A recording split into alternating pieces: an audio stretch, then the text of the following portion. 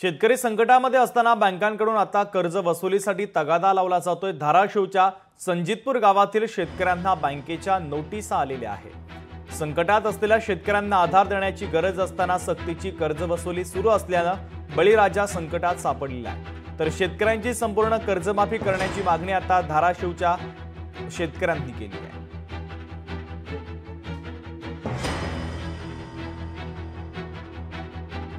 हे भारतीय स्टेट बँकेने आम्हाला प्रेमपत्र पाठवलेलं आहे की कर्ज भरा म्हणून। आता सोयाबीनचं तर पीक 100% गेलेलं आहे। शेतकरी एकतर मराठ्या अवस्थेमध्ये आहे आणि ह्याच्यात बँकेच्या अशा नोटीस आहेत। त्या गावात सगळ्यांना नोटीस आलेल्या आहेत किंवा पीक कर्ज भरा म्हणून। भाजप सरकारने शेतकऱ्याची कर्जमाफी 7/12 कोरा करू असं आश्वासन दिलेलं आहे। आणखीन शेतकऱ्याचा 7/12 कोरा झालेला नाही। आता शेतकरी जर अशा परिस्थितीमध्ये असताना जर बँकेचा तगाट आहे किंवा पैसे भरा म्हणून, कुठून पैसे भरायचे शेतकऱ्यांनी? भरायसारखी परिस्थिती नाही। हे नोटीस आलं त्या लोक चिंतेत आहे, ते भरायचं कशाना? हे ओला दुष्काळ जाहीर करावं लागतंय, कर्जमाफी करावं लागते।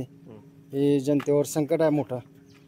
या संकटाला काहीतरी शासनानं पर्याय काढला पाहिजे। कर्ज वसुलीसाठी आणि त्या खात्याला होल्ड बी टाकलं 4 आठवणे कुणी यायचं 10-5 रुपये ते बी बंद करून टाकली। निवडणुकीच्या आधी अर्डेलीन आम्ही सगळं उग माफच करू, 7/12 कोरा करू।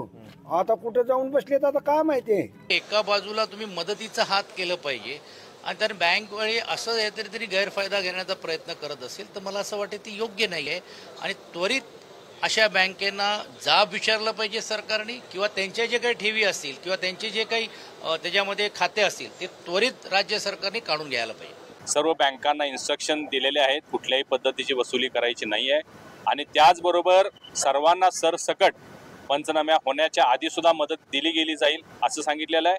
आणि पंचनामे सुद्धा करण्याच्या दृष्टिकोनातून कुठलीही आडकाठी होऊ नये। मोबाईलवरून ड्रोनवरून जरी शूटिंग करून पंचनामे केले तरी ते ग्राह्य धरले जातील आणि मोठ्या प्रमाणात मदत होईल। लोकशाही मराठी ऐका, पहा, जागरूक रहा।